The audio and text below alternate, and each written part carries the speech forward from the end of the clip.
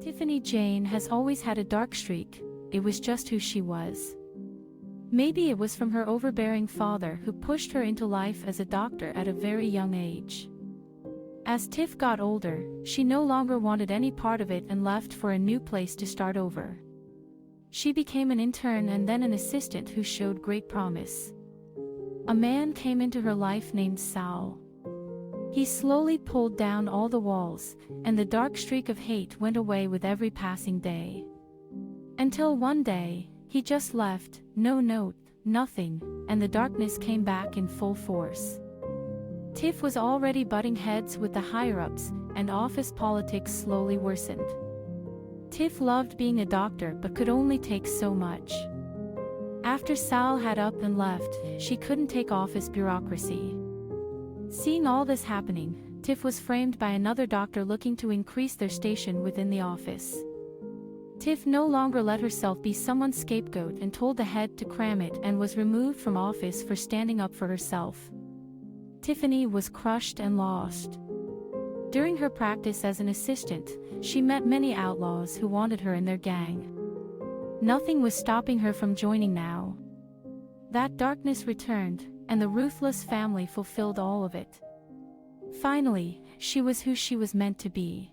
Rob stores, shooting law, getting in shootouts, murder, kidnapping, torture, smuggling drugs, you name it, she more than likely did it.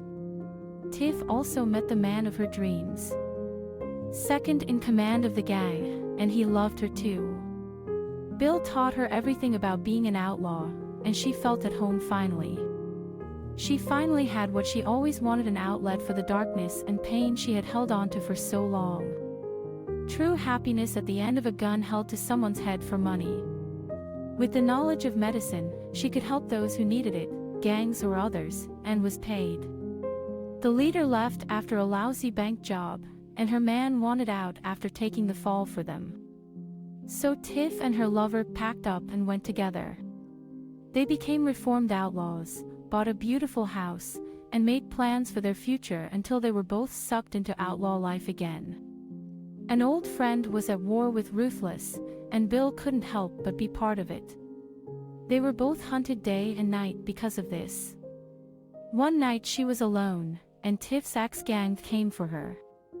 She knew it was going to happen, just a matter of time. Blood in, blood out. She would not give up the locations they wanted, so they attacked her, tortured her, and maimed her. RG was carved into her right shoulder with a blade and branded by the belt buckle she once wore with pride. She lay there bleeding and crying. Bill found her on the house floor, windows busted, and the door kicked off its hinges. She cleaned herself up, but the wheels were already in motion for retaliation. Next came the shootouts and dealing with the law dogs. Little did we know Ruthless had paid them off and pinned everything on Bill. He was taken away in cuffs from her arms. She screamed no, but it was too late, his fate was sealed.